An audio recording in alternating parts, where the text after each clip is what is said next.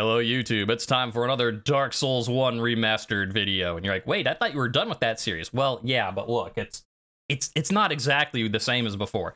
Now, you probably already have seen my Dark Souls 1 playthrough if you're watching this video, but I don't know how YouTube's algorithms work. So just in case this got pushed to your YouTube page and you saw this and you're like, clickbait title, what's this? It's like the title says, I just finished playing Dark Souls 1 Remastered for the first time. I have fought all the bosses during the playthrough, including the optional bosses, the DLC bosses, the optional DLC boss. And at the end of this series, I gave my thoughts on a couple of bosses, but I thought, why don't I talk about all of them? Why not? Also because I don't like ending a series on the first video of the week. I like doing it on the second one so that we can start the week off fresh with whatever's coming next. So I thought, what could I do for, one more video? Everybody likes lists. I mean, either you're like, yeah, I agree with that. You're like, I disagree with that. And then you post a comment and you're like, I disagree with you. And I'm like, yay, YouTube engagement. Woo. So what am I judging these bosses on? I'm just judging, do I like them or not? And that could be based on anything. It could be based on their design. It could be based on the mechanics of the fight, but it could be based on their boss arena, their music, how many vowels they have in their name. Like, just anything. Whatever it is, do I like them? Do I not like them? So, as you can see here, we've got great, good, shrug, nah, boo, and then a special category for later for one particular guy. Yeah, so how about we just get into it? I got nothing more to say for an intro. Actually, I do have something more to say. Note number one, I have all of the bosses in order that I fought them. So I even went back and double-checked my videos when I was unsure about something, so you know that I love you, YouTube, because I spent time double-checking my work.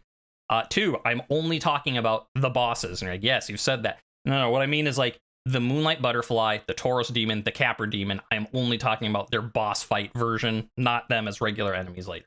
Okay, now let's get into it. All right, so who did we fight first? Well, of course, we fought the Asylum Demon first. And I'm going to come out with a hot take. I'm going to come out swinging heavy. I think he's great. And you're like, what? Yeah, here's the thing. Basically, every time I think about Asylum Demon, I think of more and more good things to say about him, and I ended up being like, you know what? He's not boring. He is a great teacher. He is great on a meta level. Because, like, his design is fine, but kind of boring. Like, he's a big dude that butt pounds, and, other games do that sort of thing. It's not bad, but it's not, like, unique or cool or whatever. And, his arena is kind of fun, but, there's destructible terrain when he's swinging his big old weapon around, but, nothing noteworthy. What I think he's so good at is what he does for the player on the meta level, which is, so you run into him the first time. Maybe you've died a couple times to the hollows, getting out of your cell, but otherwise you're having a fun time, like, ooh, roll, ooh, attack, whatever. You get to this guy, and all you've got is a broken sword, and you're doing like 6 points of damage, and he just flattens you if you try and fight him. And the game tells you, like, run away from this guy, whatever it is that they say in the message. I don't remember exactly, but the game tells you run. And so the game is like giving you the lesson that you don't have to do everything in order. You don't have to do the hardest thing available to you right now. You can come back later. It's okay. Which is, a good lesson, because you get out of the Undead Asylum, and then it's like, oh, should I go through the skeletons in the graveyard? No, that's probably a bad idea. Should I go to New Londo? You can't even touch the ghosts there right now. The game is saying, like, this isn't a linear start to finish game. There's going to be hard stuff. You don't have to do it right away. It's okay. And so you run, you get another weapon, you come back later. On the flip side, it's also teaching you there is hard stuff in this game, and you can do it early if you want to. If you want to put in the time and effort, because, yeah, if you beat him with that little sword, you get his weapon. You get like an axe or a hammer or something. I mean, or, if you're like me, you played on New Game Plus, you also get it if you beat him the first time. Then it's not that special, because you're New Game Plus and he's still the Asylum Demon. Yeah, you fight him with the broken sword. If you want to put in the time and effort learning how to dodge him, you can do it. Yes, this game isn't completely open world. Like, yeah, there are some, like, hard lock and key things. Like, you cannot fight the Four Kings if you do not get the Ring of Artorias from Sif. You can't fight 3 of the 4 lords unless you have the Lord Vessel, which means you have to fight Ornstein and Smo. You have to fight the Iron Golem before them. You have to ring the bell. It's like, yes, there are some things where you have to do 1, then 2, then 3. like, you can fight the 4 lords in whatever order you want. Like, you could fight the Taurus demon, or you could skip them using the master key. Like, you get to choose to an extent. Like, yes, not completely freeform, but you get, if you want to do the really hard stuff first, you can, and you might get rewarded for it. Either a special weapon like the Asylum Demon drops, or maybe you're just getting, later level things earlier than you normally would. And then, so it teaches you can run. It teaches you can tackle stuff head on. It also teaches you, for instance, the way you enter the fight after running like the normal way.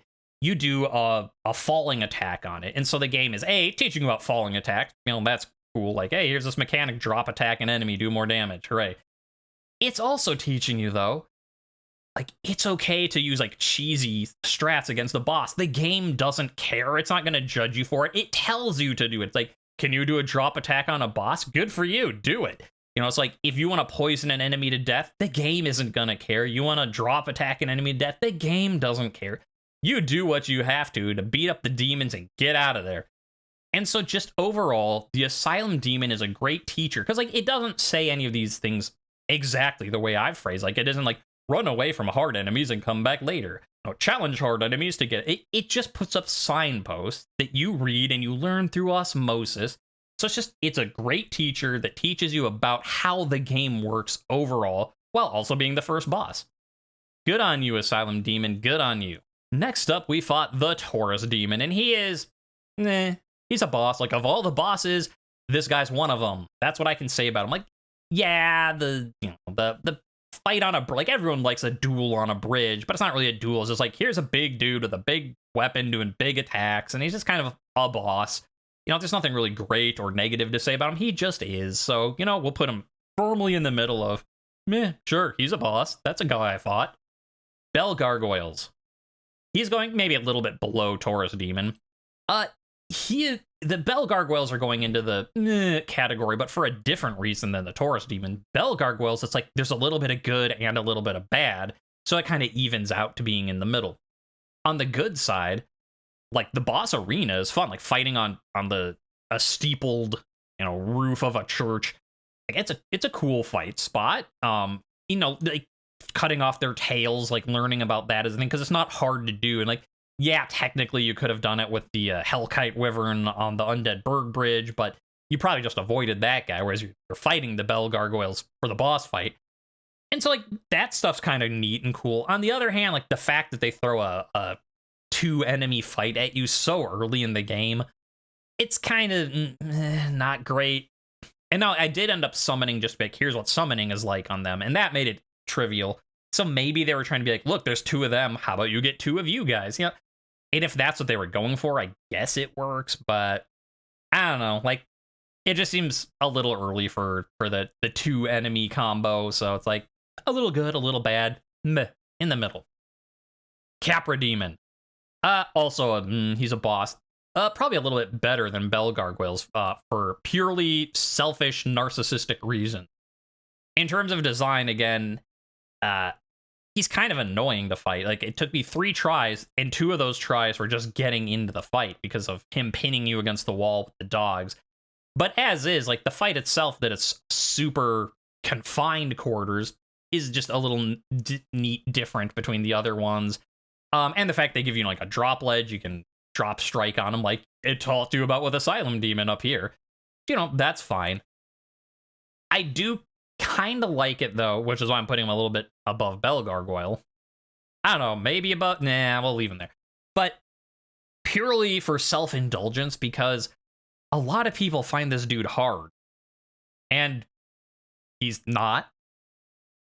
I mean, I guess depending on your build, but as a dex-based dodging character, he wasn't that bad. Like, I think they had 3 tries, and the first 2, do they really count? Like, yes, they count.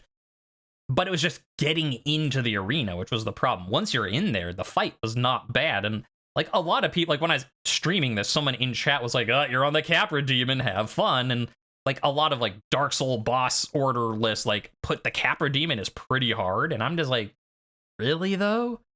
So, he'll be on the higher end of meh, just because I'm like, yeah, he's not anything special to write about, but like, I did it easily, and everyone's like, he's so hard, and I'm like, Maybe I'm just good.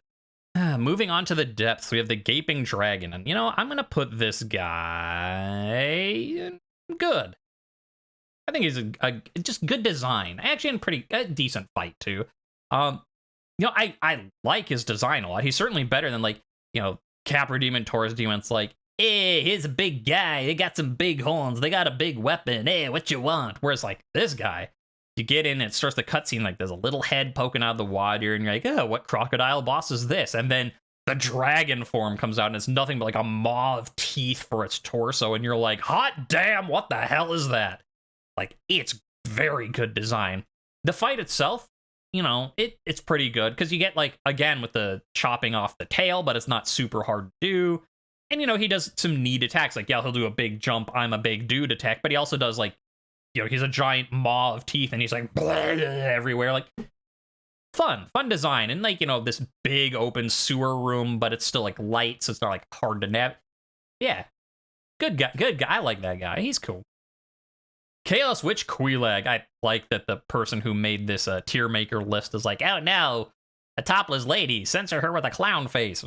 She's got Godiva hair. Come on. It's not like you can see her nipples or anything, but she's going in the best of the best. She is the greatest. I talked about this at the end of the stream. She is my favorite boss fight of the game. Everything about her is amazing, except the run up to her fight. So let me talk about the negative. Getting from the bonfire to her fight is annoying. Running across the swamp, it slows you down. Yeah, if I'd done if I'd gone back and gotten the Rusted Iron Ring first, it wouldn't be as bad. But it's still kind of a long run. It's annoying.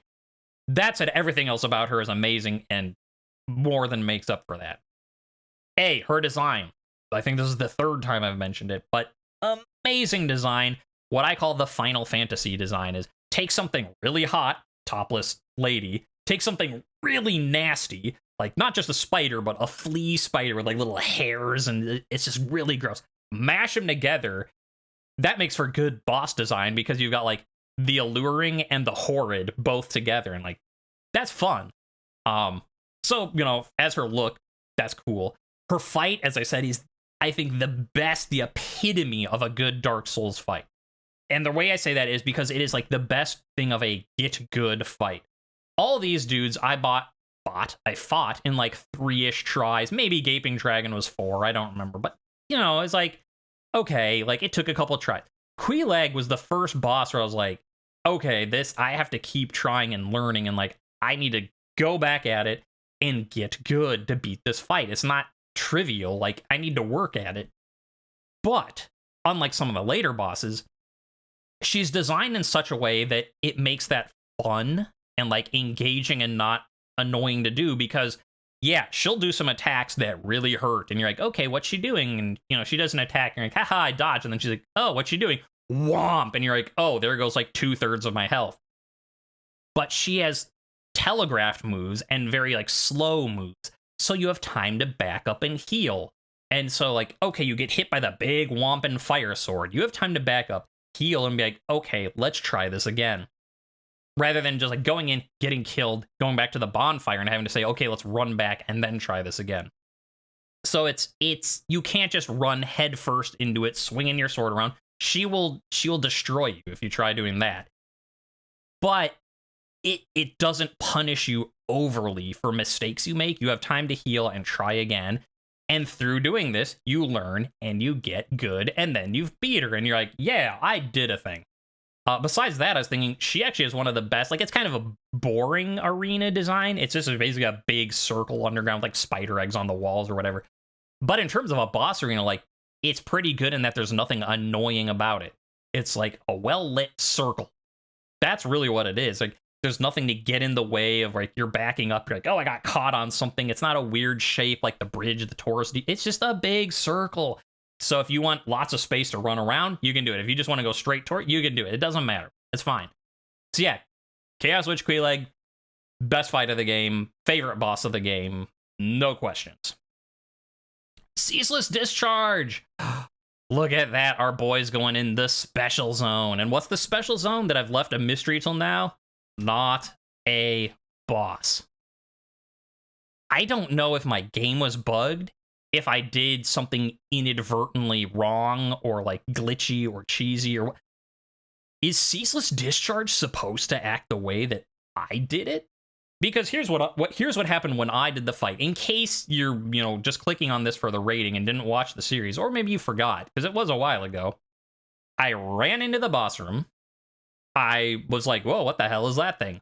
Ran along the edge, it's just chilling, do. I run up to the altar or whatever that has it's like the robes that give you fire resistance, like the gold inlaid black robes or black inlaid, whatever it is. Black robes, gold trim. That's the important bit. I touch that, it activates a boss, and all it did was go like, with its arm. And then I could hit it, and it would raise it up and go, and that is the entire fight. I am seriously wondering, was that supposed to happen? Because, I didn't do anything wrong, to my knowledge. I went in and grabbed the item, and then the boss fight started, and that's all it was. So, it's easier than it's easier than everything. It's easier than a hollow, because a hollow will sometimes have a tantrum and go like, wah, wah, wah, wah, wah, and hit you for a lot of damage. I didn't get hit once in the Ceaseless Discharge fight, and so I just don't know, is that the way it's supposed to be? Other people who played the game will have to tell me. Did my game glitch? Or did I inadvertently, cheese it because of, was the boss supposed to trigger before I got to the armor back there? I don't know. But as is, with the knowledge I have, Ceaseless Discharge doesn't even qualify as a boss. It was just so easy. I'm not complaining that I got, free souls, and I was like, woo, I beat it. But even during the run, I'm like, oh boy, I one-shot it, but that doesn't really feel like saying any accomplishing thing, because what was that? All right, going from one boss that I one-shot to another that I one-shot, the Moonlight Butterfly is going to go on the lower end of good, less than Gaping Dragon, but still a good design. And I say that it is the design, I think, that's carrying Moonlight Butterfly that high. The fight itself, it's easy-ish. And I don't know, maybe I was supposed to do Moonlight Butterfly before Bell Gargoyles, because I could have, and then it probably would have been harder. When I went up there, basically what it was is Moonlight Butterfly's flying around shooting at you, and you go dodge, dodge, dodge, dodge, and then it lands, and you hit it, and you take off 3/4 of its health after wailing on it, because it doesn't have that much health. And then it gets back up, and it shoots, and you're dodge, dodge, dodge, dodge, and then you kill it. The end. So the fight itself is kind of, whatever. But its design is so good. It's basically a giant Luna moth that has this double helix swirling cool horn that's shooting magical energy beams at you, and it's got really pretty music. So for design purposes, I think that raises it into good. Now, both Gaping Dragon and Moonlight Butterfly have cool designs for different reasons. This one's pretty, this one's horrible. But the fight in Gaping Dragon is better, so Gaping Dragon will rate higher, but Moonlight Butterfly, good times. Easy times, but good times. Nothing wrong with an easy fight now and then. Great Grey Wolf Sif. Sif is going to go into great. Sif is goodest boy / girl. It's everything about Sif is nice. The fight itself is, well, not quite the not the epitome standard that Queelig's fight is, I think. Sif's fight is a good example of the getting good philosophy, because if you don't know the timing for the dodge, or I guess blocking, if you're doing that type of build, Sif is gonna tear through your health pretty quickly, but it's not too hard. And it's once you learn it, it's pretty easy to get in and get some hits while you're under Sif before Sif jumps back and is hey, you stop that. So in terms of fight, it's okay, yeah. Because actually, Sif was the first fight that I gave up on for a bit. I tried Sif earlier than, I don't remember for sure before Moonlight Butterfly, but I think even earlier maybe than Gaping Dragon. And I was nope, I'm coming back later, not doing this now. And then when I came back, first try killed Sif. So, I think it's just a good example of get better at the game and you'll get better at the fight, and then you win, the end. And of course, for design, what's not to love about Sif? First, the cute factor is just a big old puppy wolf. Woo. But it's also just ridiculous and funny in a way that no other boss is. It's just a wolf the size of a house with a sword to match. Why? Why not? Because we fucking said so. That's why. Here's a giant wolf with a giant sword. Have fun. And I'm damn right. You go, Sif. You go.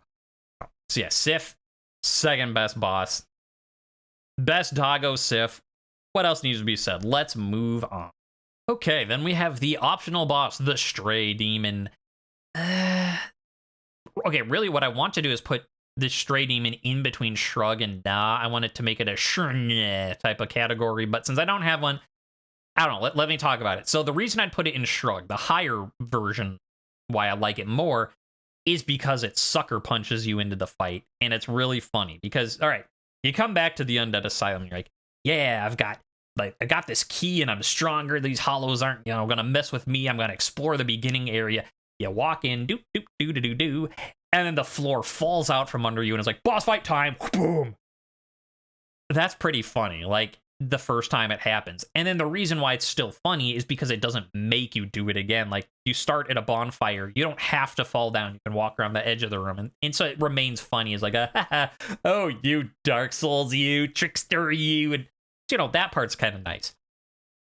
But the fight itself puts it kind of down here, because, like, it's just a repeat of the Asylum Demon. Like, yeah, it looks a little different color-wise, but, like, it's the same. It's just a little bit harder version. And, like, on the one hand, it's kind of cool that it's like, you did the one boss fight here, and then you do the next mirror boss fight right here.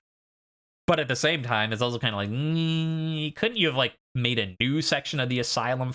So, I don't know. I guess I'll leave it here for now, because we don't have anything in this category. If I change my mind, I can always move it up later. Iron Golem. Iron Golem's a boss. I don't know, maybe I put it here. It's just a boss. Nothing to write home about. You're like, dear mother, today I fought the Iron Golem. And like, oh, sweetie, how was it? Well, I died once and then I beat it. The end. What else are you going to say about the Iron Golem? Now, I think the reason I put it above Bell Gargoyles is I like, as a game design choice, that they made it boring. And you're like, what? I don't understand. You like yeah, because it comes at the end of Sen's Fortress. Now, Sen's Fortress is kind of the main obstacle, right? Like, you've got swinging pendulum blades, and you've got arrow traps, and, like, your first mimic, and you got, like, goo that you can't walk on quickly, and with a bunch of Titanite demons, and, like, you got mages. Like, Sen's Fortress is the main obstacle. But if you got to the end of Sen's Fortress, like, you're done with, like, this section of the map, and you're gonna go up here to this beautiful new city that's walled off, it would be weird to not have a boss to, like, differentiate these two sections of the game. Like, you don't want something super crazy or hard or annoying or weird, because, like, dealing with Sen's Fortress was dealing with the weird stuff already. So, like, having a boring boss is kind of, like, the right call to make. But then, by definition, it's a boring boss, so you're just like, okay, it's a boss, I fought it. So I think they did the right thing by making it not particularly interesting. All right, hooray for you. Pinwheel. Speaking of not very interesting bosses, Pinwheel. I was like, what the saver down? Oh, because I'm down to one row. That's why. Pinwheel would be with Stray Demon in the Shrnye category, but I think Pinwheel's gonna go to nah for now. The part that I like about it is kind of creepy. Like, you're the catacombs, and you've got these skeletons and some necromancer mages, and just, yeah, and then you get to this part, and, like, it's a well-lit, like, sort of, like, tomb experimental room, and, like, it turns around, and it's got 3 faces and 6 arms, and you're like, what the hell is that? But the fight doesn't seem necessary, and it doesn't really feel like a boss fight. I mean, in that it becomes a normal enemy later. I forgot at the beginning, I was like, Moonlight Butterfly, Capra Demon, Taurus Demon. I forgot Pinwheel becomes a normal enemy too, just in, like, one room, but still. And just like Iron Golem, like, it feels good to have a boss fight to separate Sen's Fortress and Anor Londo. It doesn't really feel that good to have Pinwheel as a boss fight to separate Catacombs and Tomb of the Giants. I think it would have been fine to just be like, you go down, you go down, you go deeper, and then you go really far down. Like, you just go from Catacombs through this cave tunnel, and then you're in Tomb of the Giants. I don't think it needed a boss fight in between the two. It could have just gotten darker and darker through the tunnel, and that would have been fine. So, yeah. Nah. I think it's there. I guess just because it's its own thing, though, I'm putting it up above Stray Demon. I don't know. They're interchangeable. And as I said, they probably could go in between Shrug and because they do have stuff I like about them, but that's the best I can do, Pinwheel. Sorry. Okay, going from not very interesting to super interesting, Priscilla. I'm gonna put her on the top of good. I for design and stuff, I'd put her in great. I'll get to good in a second. So, why do I love Priscilla? First of all, she's very unique in design, and you're like, well, yeah. As I say, she's basically like Sif. She's one of two things that aren't like imposing and mean. Like, she's a soft design. I'd be like, yeah, okay, technically, physically, she is soft. Like, she doesn't have very many dragon scales. Like, yeah, she's like fuzzy. But that's not what I mean. Like, not imposing, which is probably the wrong word because she's like, a 20-foot tall woman with a gigantic scythe. Like, yeah, she's imposing. But you know what? Like, she's not the gaping dragon with like teeth everywhere going like, like, she's just a person. Like, she's not a corrupted person like Quelaag. She's not some like monstrous form person like the Taurus. She's just a person. I mean, a part dragon, but you know what I mean. So that's a cool design because just her and Sif being the only ones, like, it stands out. It's like, it's cool because it's different. If everyone else was normal and there was only like one monstrous person, they'd stand out. But that's not the case. 2, I just like that the way she is an optional boss in the way that other optional bosses aren't. Like Moonlight Butterfly, yeah, you don't have to fight it, but it's sort of like you go through the fog gate and then you're in its boss arena and then you fight it and you get a reward. Dark Sun Gwendolyn, you don't have to go and piss him off, but if you do, you're good in the boss arena, you fight him, you get a reward. Crossbreed Priscilla, you just straight up walk up to her, you talk with her, and she's like, hey, could we not fight? And I'm like, no, because I need the achievements and your weapon to make another achievement, so I'm gonna have to be an asshole and kill you this time. But as a design for optional stuff, like the fact that she's straight up like, let's not fight, and it is up on you. Like, if you fight her, this isn't you exploring. No, this is you being a jerk, and you have to live with it. So yeah, that's, I think, a cool way of doing it. And the fact that, like, it's not expected. Like, I fought all these bosses, and like, yes, Stray Demon, Moonlight Butterfly are optional, but you just don't expect to walk into an arena with a lady with a giant scythe and expect her to be like, hey, could you just leave? Like, you're like, what? So basically all that, I'd put her in great, except that I feel bad for killing her and that there's an achievement for killing her. And then I was like, I don't have to do it again. I got the achievement for fighting her. I showed like the content as a streamer. I got the weapon for that achievement. I never have to do it again, but I'm like, come on, game. Like, why you got to do this to me? So that's why I'm moving it from great down to good. And her fight is interesting and annoying at the same time. So it doesn't like really have any bearing. Like, it's a very good use of invisibility because it's not like she goes invisible and then gets hyper aggressive and starts wailing on you. Like, it's a pretty reserved fight. And so the invisibility is more like a cool thing than an annoying thing. Cause you're like, oh, she's invisible. Oh, where'd she go? And then, she'll take like a swipe at you. And like, but you can like look for her footprints in the snow. And she's like, that's neat.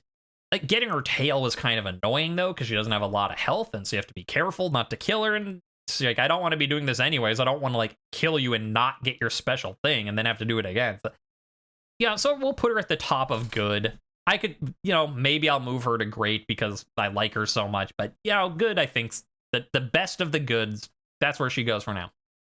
Ornstein and Smo. Because of my self-aggrandizing, narcissistic, tooting my own horns, we're going to put him at the top of Shrug. In terms of the fight, it was fine. It wasn't bad. It wasn't like, it wasn't fun, but not in the way like some things I'm like, oh, this isn't fun. Like, it just was like, it was a boss fight I did. And so in that case, it's like, meh. It's kind of cool that here is like an actual double boss fight. Not like Bell Gargoyles where you get the one down on health and then the other comes in to help. No, this is from the beginning. Both of them are here fighting you. And the way that it's not just you kill one and then you kill the other. Like, you kill one and then the other one absorbs their power. It changes. That's neat. The other reason, though, I'm putting them so high up in Shrug is because I one-shot them. You don't believe me? Like, if you're here because you just saw the clickbait title, go and watch my video. I did it. And it was the first of the one-shot. Like, Ceaseless Discharge, didn't really count. Moonlight Butterfly, this is pretty easy. This one felt good. This one, like, yeah, I just one-shotted Dark Souls boss. And above that, like, if you look at, like, lists of top, like, hard Dark Soul bosses, like, not just in Dark Souls 1, but across lots of games, a lot of people put Ornstein and Smo as hard. I mean, and it wasn't easy, like, the way C's, like, I'm not being like, oh, yes, those guys. Like, I'm not saying I didn't work for it. Like, and yeah, I sniped them a bit. I drank most of my Estus. I'm not saying it was like, I'm the best. But it's just sort of like when everyone's like, this boss is pretty hard. Like, they're not the hardest in the series, but they're not easy. And I'm like, and I one-shot them my very first try that I ever saw them. Feels kind of good. Yeah, so there they go. Right there in the, I feel good about this, but it's still just a boss.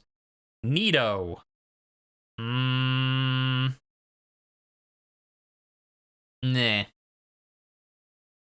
Nito's a cool design, but all right, I have more problems with Nito than I have good things to say, which is why I'm going into the on, like, yes, it's cool that it's just like this big hulking mass of smaller skeleton, but other things have done that better, like within this game even, because the I don't know what they're called, like the enemies in the bottom of New Londo, like the, like, part seaweed, part limbs, part face, like those guys are actually kind of creepier than Nito is, because like it has like a big face that's all like monstrously moaning, deformed, whereas Nito's is like a lot of skeletons, like, in, so, you know, it's not a bad design, but it's not super unique, and it's not like, yeah, it's imposing because, like, oh, the dark, like, you know, one of the four lords, Grave Lord Nito, but I don't know, like,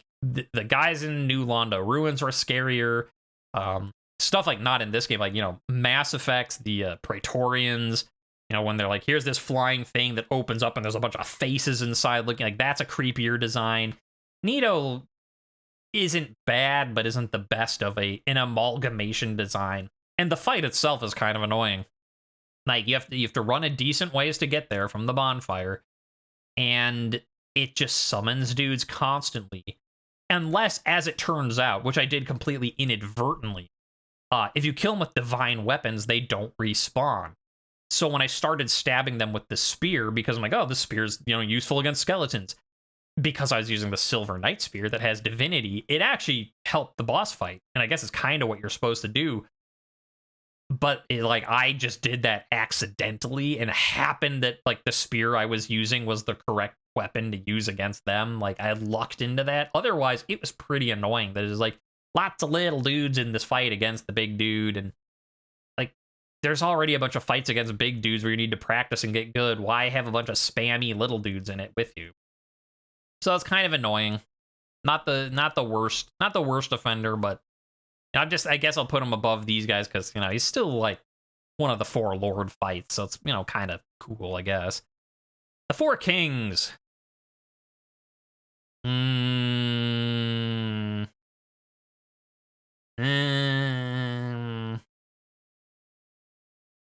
Here, right there. The Four Kings, just kind of like Nito, we're starting to get into the bullshit territory. It's not a fight. And here's one of the things. Because I'm doing New Game Plus, and I just fought the Four Kings, in New Game Plus, they start getting real hard. Because, like, New Game Plus, it's not just you taking all your stuff. Like, all the enemies get a buff, too. And Four Kings, that there's, you know, everyone that spawns gets the buff, so it gets pretty intense. And the fact that I'm doing the, like, join the Dark Wraith, so I did that as, you know, really early on. It's, you know, I did it. It's fine, but it's getting kind of like the spammy stuff. Like, Nito at least is just summon regular dudes, but the Four Kings, like, if you're not really good at taking out the first one, then there's just more of them. You know, getting to the boss fight is not hard, but it's annoying. It's a long run from either the Valley of the Drake, well, yeah, not even Darkroot Basin.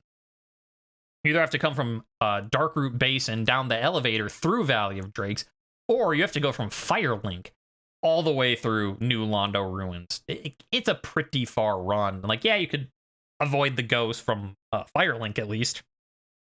Yeah, but it's not great. And like the boss arena, like it's kind of cool. It's just like the Black Abyss, but I don't know, like Manus's later on was cooler than that. So it's just kind of nah. So yeah, nah. Four Kings, nah. Seath the Scaleless.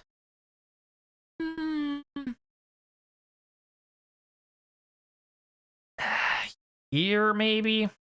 So maybe just kind of right in the middle. Maybe more than Captain Demon. Maybe more than Taurus Demon. Yeah, I think there's good. Middle, higher middle, but so let me talk about the negatives first. The negatives, it's a pain in the ass to get to see. The Great Crystal is just not a fun area because, all right, you're platforming, which is already not great in this game. And now you're platforming with invisible paths and like slippy platforms where like, oh, you stepped on, like, you know, here's the thing. It looks like this. You can step on this side just fine. The side that's just as slanted at the same angle, you step on that and you just go woo, flying off into the void. It's not a great time in the Great Crystal. Yeah, so getting to Seath, annoying as hell. Seath's first thing where like you fight him and then he kills you and locks you up is kind of interesting, but also kind of stupid because, like, you know, it's literally unwinnable. And I don't really like that in games. Like, if you're gonna make an unwinnable boss fight, like, at least, you know, do the boss fight and then at the end give you something for it before, you know, shuttling you on to where you're supposed to be. Whereas this, you just like walk in and you can't hurt him, and he'll just attack you till you die. So that's kind of dumb. And so you're like, well, that doesn't sound great. Why isn't he lower? Because A, he looks cool. Like Seath the Scaleless Dragon with these crystal wings flying. You know, like he's got a cool design. The fact that he's sort of like not the father of sorcery, you know, he didn't invent it, but he's sort of like the master sorcerer in Dark Souls 1, like Big Hat Logan's trying to study, and like turns out he made the moonlight butterflies, and it lore-wise is pretty cool. The fight was interesting because, yeah, if you haven't seen the video, Seath is the other one I one-shot. That's all four of them. Seath is the last of the ones that I one-shot. And I did it without knowing his weakness, that you have to, like, hit the primordial crystal or whatever it is, the thing that grants him, like, semi-immortality. No, it's immortality until you break it.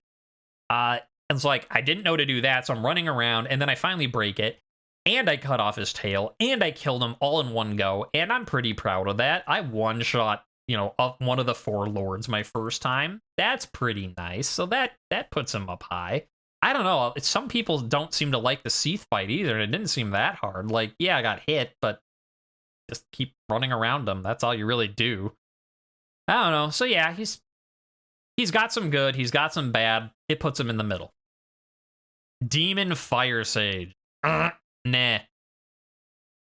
He's worse than the Stray Demon because, yeah, again, it's just the same boss. Like, yeah, it's like, oh, he's on fire now, but he does the same moves. He doesn't do some cool new fire move. He does the same things that the Stray Demon did, which was the same things the Asylum Demon did.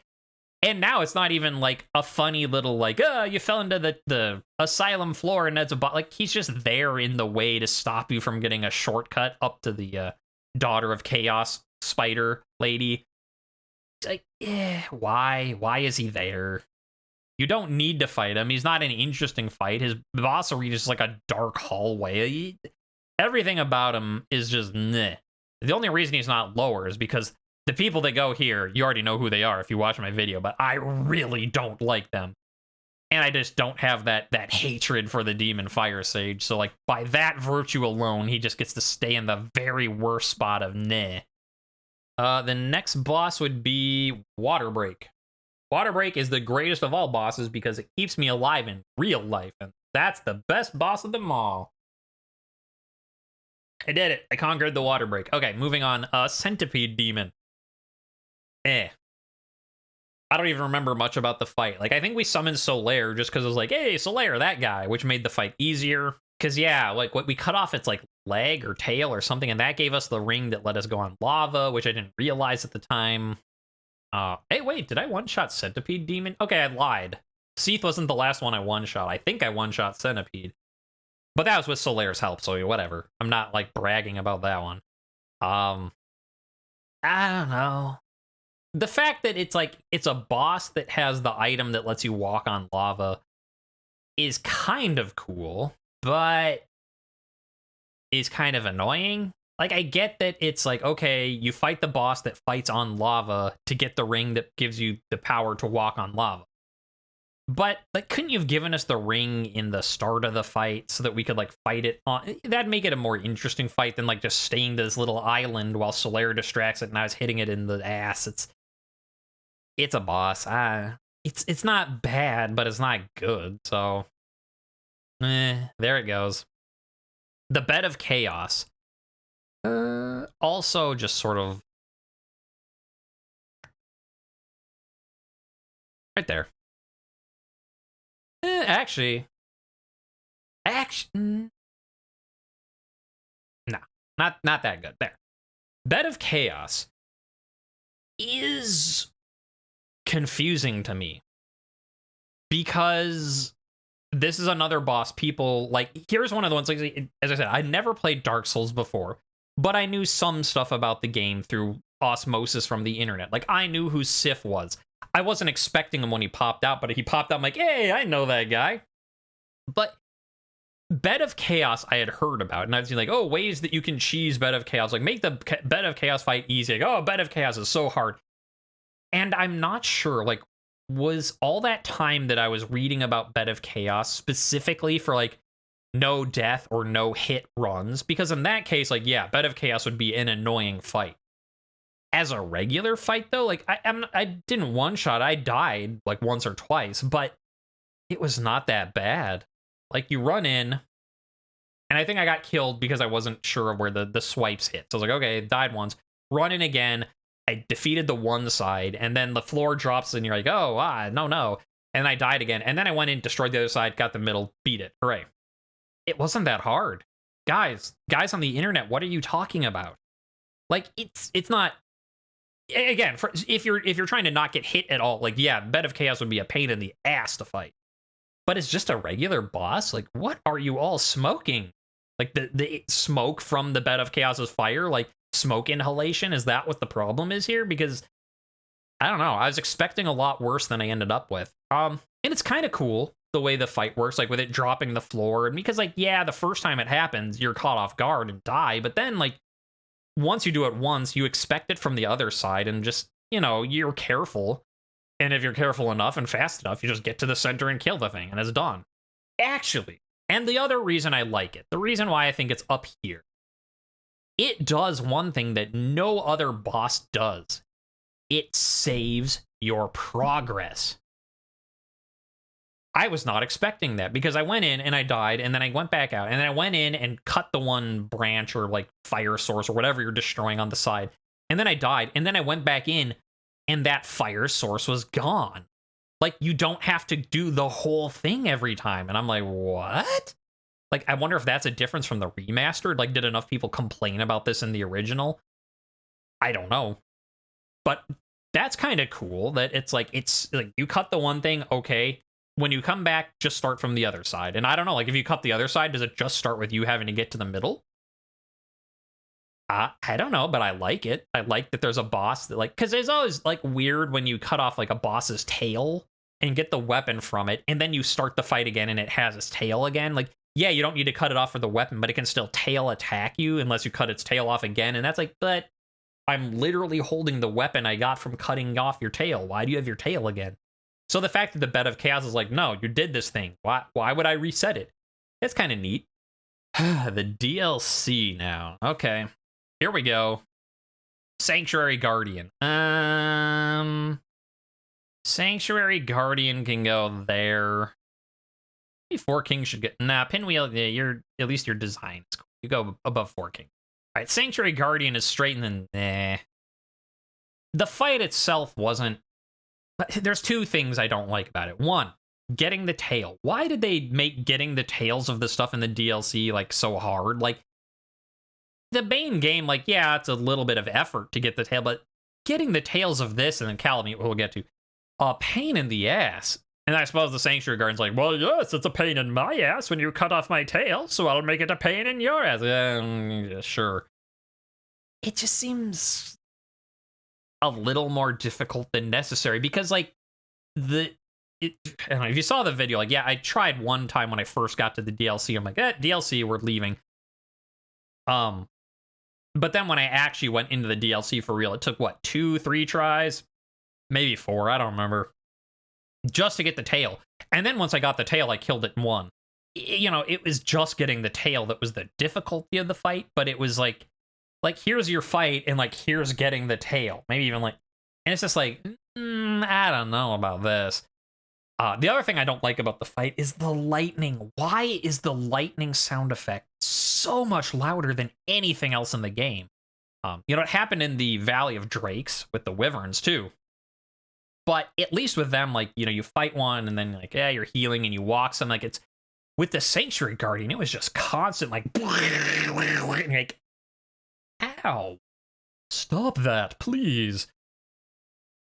And so, like, I had to turn down the volume for the Sanctuary Guardian fight, and it just, like, yeah, it's cool that it's a Manticore, but I don't like getting its tail, and I don't like being deafened by the lightning because, like, nothing else is really that loud in the game, or like that loud for that long of a period. So, I can pass on Sanctuary Guardian. Let him keep it. Knight Artorias. Oh, you know if you watch. Wabam! Boo! Yeah, that's one of my, the internet does not agree with me on this. A lot of people are like, you know, Knight Artorias is my favorite fight of Dark Souls. Like, all the Dark Souls, 1, 2, and 3, Artorias is my favorite fight. No, I hate Artorias. I explained it in the end of the one video, but just in case, for people who didn't watch it and they're just here for this, the reason I don't like Artorias is because it is poorly designed for what the game otherwise has you do. Like, yes, okay, it's fast-paced, but it's fast-paced and he hits hard, and they don't give you time to back up and catch your breath. And I guess some people like that, but here's the thing. None of these fights do that, except this guy. Like, well, none of these ones. Well, we'll get to, you know, we'll continue on. And it's just like, this is not the game I signed up for. I signed up for, yes, bosses will be hard, they'll kill me, I need to get good, I have to practice, I have to learn their patterns, I have to get better. But I didn't sign up for playing near perfectly. Like, yeah, you know, pick any of these bosses, like, oh, Gaping Dragon. If it hits you because you misread something, you can back up, you can heal, you can try again, go back to the fight. And then you're fighting, you're like, okay, now I know when to dodge that. Oh, you got hit by something different this time. Okay, back up, heal, maybe watch it a bit. Like, okay, now I get it. Move in, you know, it's a give and take. You practice, you learn, you get better. With Artorias, there's barely any time to heal. And so it's just, and you know, I commented on this. Other bosses have it too, but with how long it took to fight Artorias, it really stood out. The fact that there's not a save point outside his boss thing meant, like, you have to run a really long ways. Like, for him, it was like, what, like a minute 20 or something like that, just to get to the boss fight. And then, like, you're in the fight for a really short amount of time because you don't have time to heal and learn. And then you have to do the run again. And it gets really annoying, the run. The run back to the fight gets really grindy. And, like, you're not practicing or learning, or you're just holding the run button, maybe dodging an enemy or two. It's annoying. So yeah, I do not like the Artorias fight. I beat him, but for people saying, like, he's my favorite, good on you. You can have him. When I have to do him again in New Game Plus, come on over. You fight him, and I'll just sit back and, you know, drink some water and be like, yeah, it's good job. Oh yeah, it's a good show. Good sport. Take him. I don't want him. Black Dragon Calamite. It's shocking some people. Like, you're like, okay, you booed Artorias. Oh, you just don't like him because he's so hard, and you're so whiny, and you just need to get... No. Because Black Dragon Calamite is going up here somewhere. Maybe there. And here's the thing. Black Dragon Calamite, for me, was the hardest, hands down, boss fight. No, I didn't count the deaths, I guess, because some of the... I don't know. But for sure, in length of time, no question. there's not a comparison to be made. Artorias took 2 hours ish. Gwyn took 1.5 to 2. You know, Black Dragon Calamite took 3.5 hours. So don't take it wrong when I'm like, boo Artorias. It's not because he's hard, because Calamite was harder by 1.5 hours. But I'm putting Calamite up in here because Calamite was a good fight. Like, Calamite's kind of like the Queeleg fight, but it's a little more fast-paced, less forgiving, and so that's why I'm just like, it's not something I want to do all the time, so it's down in good, not up in great. But Calamite's a fight where it's not doing, random enemy spawning BS like Nito or the Four Kings, and it's not like Artorias where it just keeps attacking and attacking and attacking, and you never have time to heal. Now, yeah, if you get hit by one of Calamite's attack, there goes your health. But if it doesn't kill you in one hit, you will have time to heal and try again. So you don't have to make the run up to the boss fight. And the run isn't as long to the fog door. It's like 59 seconds for Calamite, as opposed to, 1 minute, 10, 20, whatever for Artorias. It's still a long time to be running, especially because you're going to be fighting Calamite a lot, because Calamite is, the hardest boss. So I think I probably did the most number of attempts on it. I don't know. But yeah, Calamite's, it's a good design. It's just a big, creepy black dragon. Its intro cutscene is like how you fight it by getting Guff to shoot it down with the giant arrow. And it's like, here's this blind archer, whether that's literally or metaphorically, and he's just like, wapow, and Calamite, out of the... It's just so good. And this feels like a fight. It's not like where you're in Pinwheel and you're like, oh, yeah, there was a guy there. Like, you come into Black Calamite and you're like, boss time! It's just, the design is good. Now, the arena has a little bit to be desired. That's one of the negatives because, if you saw my Calamite stream or the video, there's a couple times where, it would fly into a wall and the animation would get, here's the wall, and it's like, and it can't finish its animation, so it just sort of hovers and lands, and it throws the timing off. So that's annoying. The arena should have been bigger to, make room for Calamite's moveset. But otherwise, that was okay. Calamite's moves are, for the most part, not BS. You're not what was I just hit with? Why? There's a couple things I never learned, and I don't know if there's maybe there's one BS move, or maybe there's a move that I never learned the tell to, because between one of the swipes and when it would do a tailspin, I'd get hit by that all the time. But otherwise, it's when it's raising up on its hind legs, go forward, attack either its tail if you're trying to get the sword, or its leg if you're not. It's if it's doing a swipe, you have to roll this way. If it's going from this side or the other way, it's going to probably follow up with a second, so dodge. It might not. If you get close, it's going to stomp back. It's just it's like Queeleg's fight in that it's a perfect example of learn the boss, get good, win.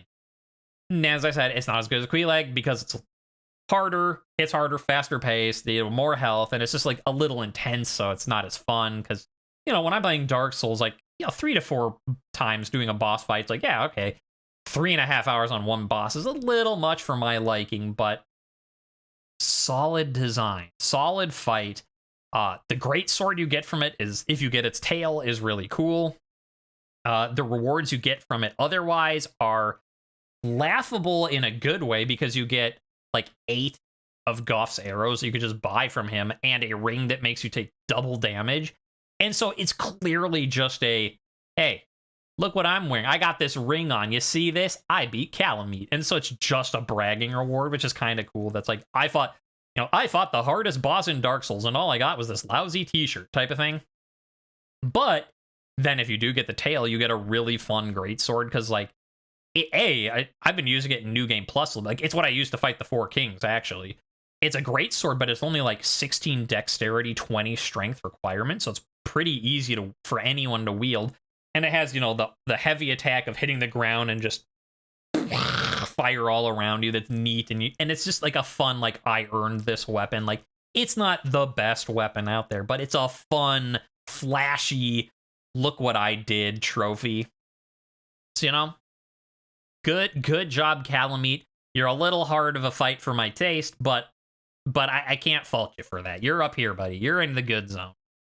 Okay, to end the DLC, we have Manus, Father of the Abyss. And you might be like, oh, boo, or not. Actually, no, I'm putting him up here. I think overall, I like his fight is, you know, it's kind of hard. It's kind of fast paced like Artorias, but not quite so much that you don't have time to heal. His sorcery stuff is kind of fun to block with the item. Like, it's not a thing you're doing in other fights. So, like, if you had to do it in, like, all the boss fights, like, using the silver pennant to stop his magic, like, if you're doing that in every type of fight, you had to get annoying. Like, oh, switch to healing, switch to this, switch to healing, switch to this. But for this one fight, you know, it's kind of fun that he's like, oh, like, attack, and you're like, wow. And it looks cool, like, especially when he does his, like, shotgun forward version, just all these dark orbs flying at you, and you have the golden orb around you, and they just whoosh, all. It looks neat. He's got a fun design, you know, like, yeah, it's sort of standard monster-y, but, you know, it's a lot of eyes and antlers, and he's got a big old hand because he's Manus, and, you know, it's kind of fun design, and, like, the boss isn't too hard. Like, he's not easy. He's not the Moonlight Butterfly, but it's not like in the future it'd be like, yeah, like this guy, woo, I want to fight him again. Not that I really want to fight Calamite again, but, you know, like these other ones, you know, it's like, yeah, that guy, cool. You know, he's more of in this category. It's like, oh, yeah, that's a boss I fight again. Yep, he's one of them. But, like, I'm not like, it's not like these guys where I'm like, oh, him again?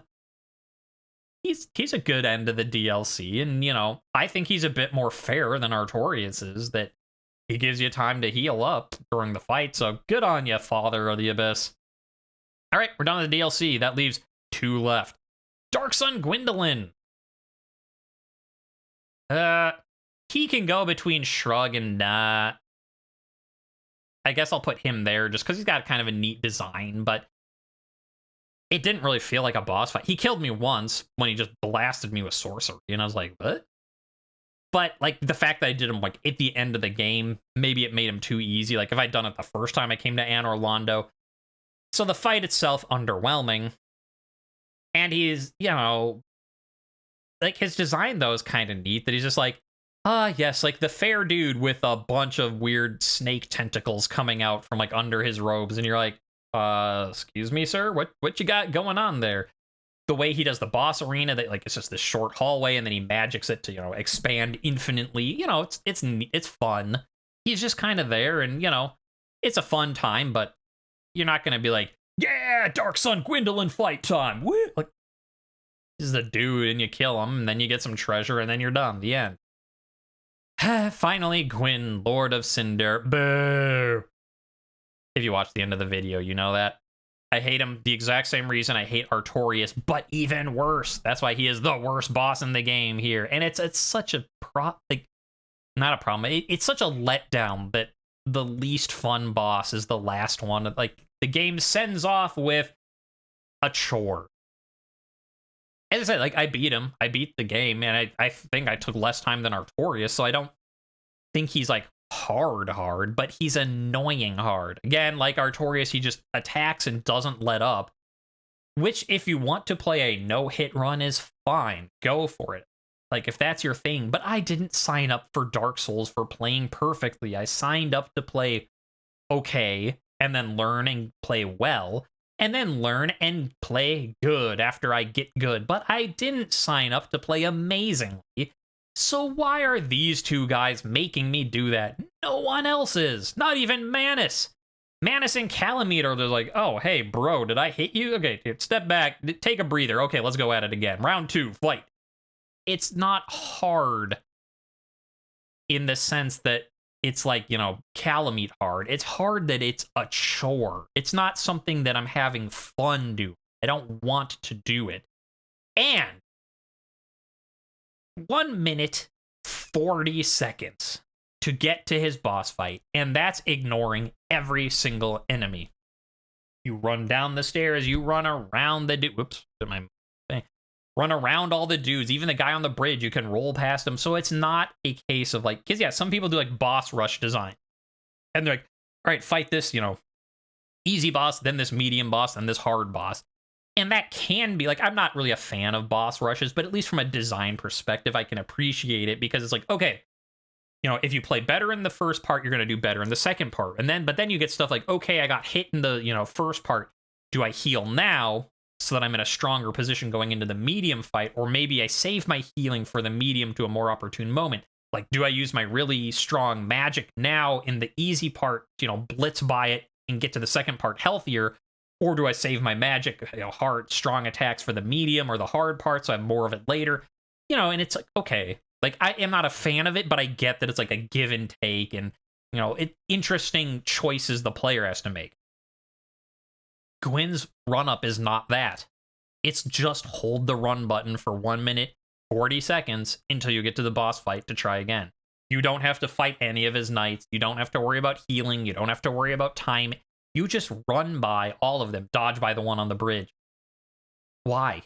Why is the game making me do 1 minute and 40 seconds of wasting my real life time just to fight the final boss? Just put a bonfire outside the door and let me at him.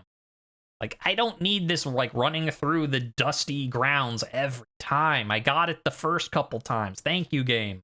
Like, I was taking notes. This is a cool design. Ooh, what's that? Oh, that looks neat. I don't need the sightseeing tour all the time. Let me just go about my grocery shopping, right? Like, let me get to the business part of this. Okay, and that wraps it up. We are done. We've gone through every single boss from Dark Souls 1 Remastered and what I think about them. What about the save or download boss? You're so funny. Yeah. I don't really have anything else to say. My voice hurts from talking because, I don't know, I didn't have enough water or something. Yeah, if I have another water break boss. Surprise, boss fight at the end. I win again. It's not surprising. It's a bell curve that, it makes sense. Again, some of these could probably be in like half zones, but this is a good enough representation of my thoughts after playing through the first time. And what else before I say see you next time? I guess I could do the YouTuber thing and be like, yeah, tell me your thoughts down below in the comments, because, YouTube likes engagement, whether you're like, I agree with you, you're so smart, or man, how could you put that person there? I hate your opinions. YouTube doesn't care. They're like, hey, look, people are talking, so do that. Go post something below. Or tell me how much you like pancakes if you don't have any opinions on Dark Souls bosses. If you're like, I watched this and okay, you fought these bosses, but I don't care. Tell me what your opinions on pancakes are. That's all I got. See you next time.